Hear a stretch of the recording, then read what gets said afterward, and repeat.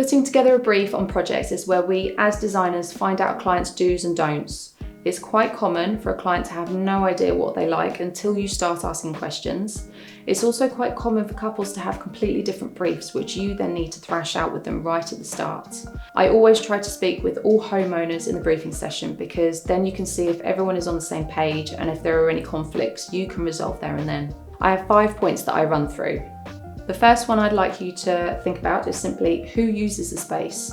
Which family members use it? Is it used by children, grandparents, pets?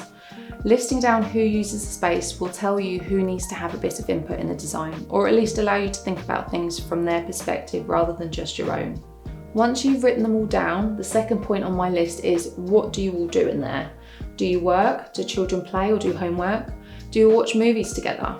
What tasks are completed in the room?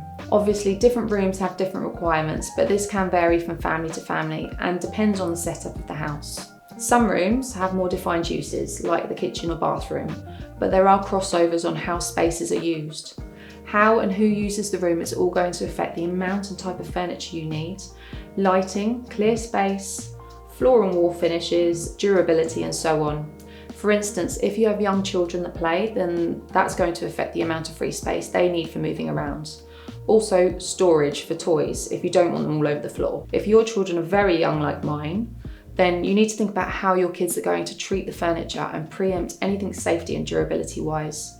This is also very much key for rentals and holiday lets. For instance, as part of my brief, I know that my daughter climbs on everything, so I may not want to spend a fortune on a living room sofa that she will use as a climbing frame. I'll probably also stay away from colours and fabrics that mark easily or that are difficult to clean because of sticky fingers. My baby boy loves to touch anything that doesn't look like a toy, so keeping gadgets and cables out of his sight is a must. It's not set in stone, but I may stick to wipeable wall coverings and off-the-shelf curtains. When they're a bit older, I may look at tailored curtains, but for this stage of my life, it's just not going to work for my family. How do your family members use the space, and how will that impact your design choices? Writing this down will help you to define your design direction and ensure that you're factoring in all the necessary requirements so that the space is tailored to your family and everyone is happy. Point number 3 is, what's on your ditch list? For instance, for me, I find that although we have lovely, great big windows in the living room, it's very overlooked by our neighbours and the sun is blinding in there. So that's something I want to find a solution for. I mentioned my baby boy likes to touch gadgets, so exposed cables and equipment is going on my list. Also, although we have a lot of seating, we have to turn our heads to see the TV, which isn't great. So the layout needs to be addressed. And the most obvious thing is the decor desperately needs redoing. Those are just a few off my list. Now have a think for yourself and your family about what needs to go on your ditch list and write it all down.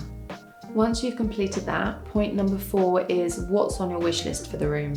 It can include how you want to feel and the atmosphere you'd like to evoke. It might be a colour you want to include, or a piece of furniture, a bigger TV, or better lighting. Write down everything you want out of the room.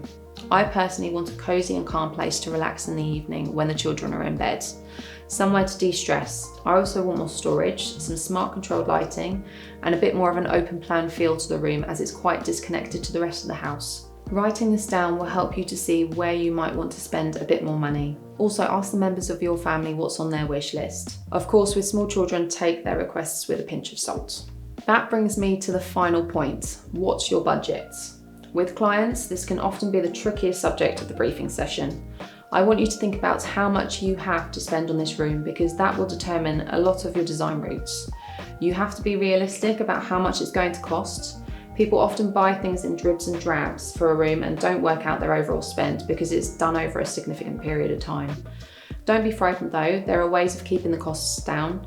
It just might mean designing in a certain way, taking your time with the installation, and require a bit more hands-on input from you and your family members.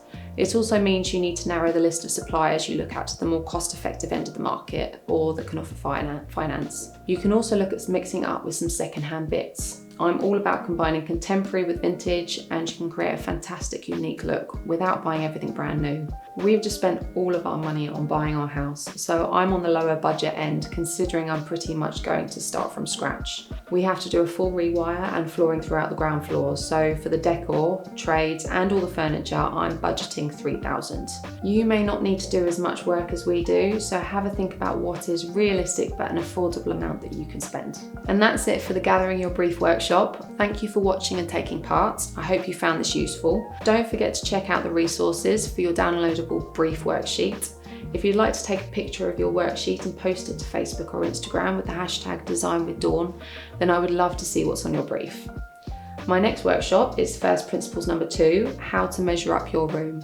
So in your own time, click through or check out my other workshops and I'll see you there.